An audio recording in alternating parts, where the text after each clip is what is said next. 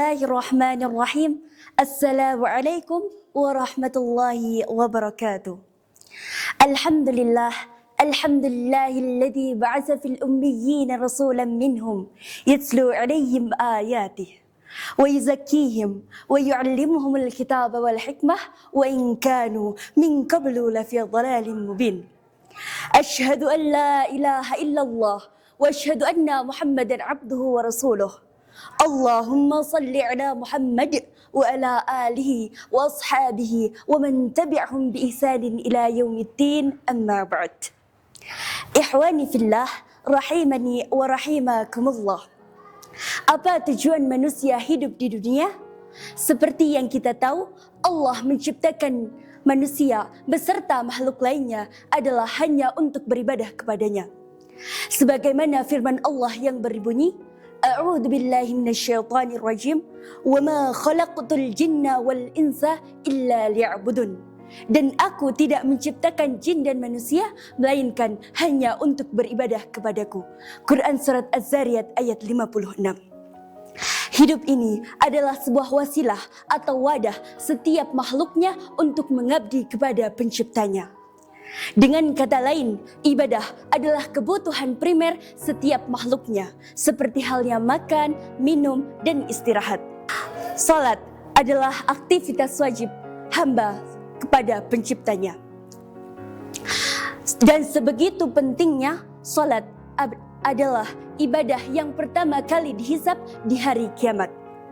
Sebagaimana sabda Nabi SAW yang artinya, perkara yang pertama kali dihisab dari seseorang hamba di hari kiamat adalah salat.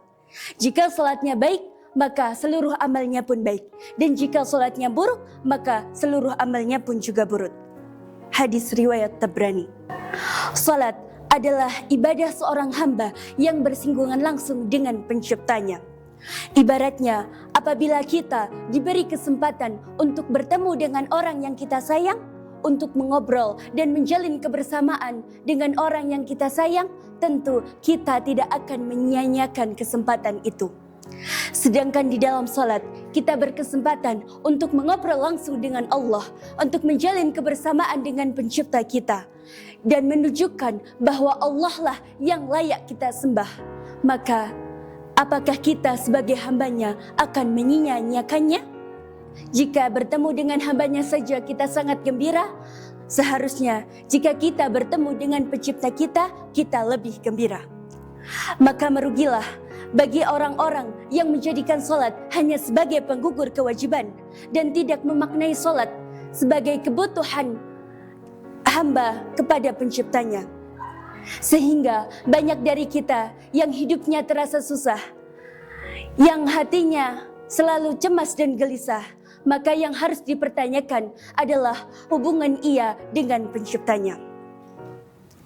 Jika kita bingung memulai atau memperbaiki kehidupan kita dari mana, maka mulailah dengan salat kita. Dalam Al-Quran, Allah mengaitkan pertolongannya dengan salat. Dalam firman-Nya yang berbunyi, A'udzu billahi minasyaitonir rajim, wasta'inu bis-sabri was-salah, wa innaha lakabiratun illa 'alal khashi'in. Dan jadikanlah salat dan sabar sebagai penolongmu. Dan yang demikian itulah sungguh berat kecuali bagi orang-orang yang khusyuk. Quran surat Al-Baqarah ayat 45. Bagaimana mungkin kita meminta kesuksesan kepada Allah, kita meminta hati yang tenang, kita meminta diberi ketabahan dan kesabaran dalam menjalani cobaan, jika kita termasuk hambanya yang mengabaikan salat? Maka dari itu sudah sepatutnya di bulan yang mulai ini kita selalu menjaga salat kita. Kita senantiasa memperbaiki hubungan kita dengan pencipta kita. Karena jika kita mengejar akhirat, maka dunia akan mengikuti. Sebelum saya tutup, izinkanlah saya memberikan nasihat yang dinukil dari perkataan seseorang. Dokter tidak berjanji jika kita berobat kepadanya, maka kita akan sembuh. Guru juga tidak berjanji jika kita belajar kepadanya, maka kita akan pintar. Tetapi Allah berjanji apabila kita memperbaiki salat kita, maka Allah akan memperbaiki hidup kita. Sekian yang bisa saya sampaikan. Ma asabaka min hasanatin famin Allah, wa ma asabaka min sayyi'atin famin nafsik. Barakallahu fikum, summa assalamu alaikum warahmatullahi wabarakatuh.